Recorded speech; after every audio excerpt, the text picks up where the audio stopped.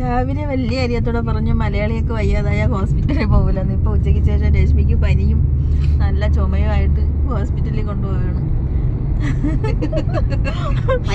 ഞാൻ പറഞ്ഞു രാവിലെ ഞാൻ വീഡിയോ പറഞ്ഞു മലയാളികളാരും വയ്യാതായ പോകില്ലെന്ന്. പക്ഷേ ഒട്ടും വയ്യാത്തോണ്ടാണ്. അതുപോലെ പിന്നെ വൊമിറ്റിങ്ങും ഒക്കെ ഉണ്ട്, ഛർദിലുണ്ട്, നല്ല ഛർദിലും ഉണ്ട് കൊച്ചിന്. അപ്പം പിന്നെ മാഡം പറഞ്ഞ് നാളെ ഡ്യൂട്ടി ഉള്ളതിൽ ഇന്ന് പോയിട്ട് വന്നാലേ പറ്റുള്ളൂ.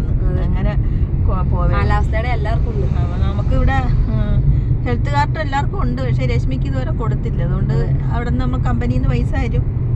അല്ലാതെ പോയി കണ്ടാലും എത്ര രൂപയായാലും കമ്പനിയിൽ നിന്ന് തരും, പൈസ നിന്ന് കിട്ടും. അങ്ങനെ നമ്മൾ ഉബർ ബുക്ക് ചെയ്ത് പോവുകയാണ്.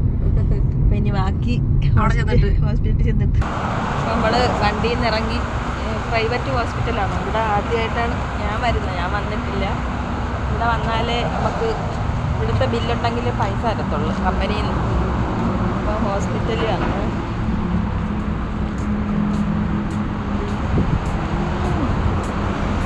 ഹോസ്പിറ്റലിൻ്റെ അകത്തോട്ട് കയറാൻ പോവുകയാണ്.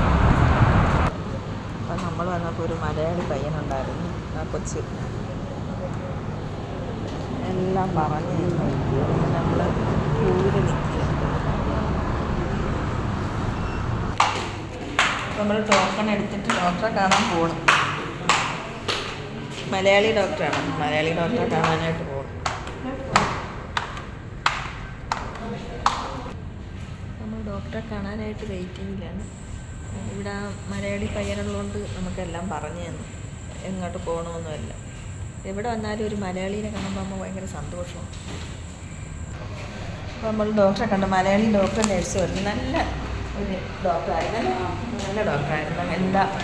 എല്ലാം വിശദമായിട്ട് ചോദിച്ച് എല്ലാത്തിനും വേണമെന്ന മരുന്ന് തന്നു. നമുക്ക് ഒരു നാളത്തേനുള്ള സിക്ക് തന്നു.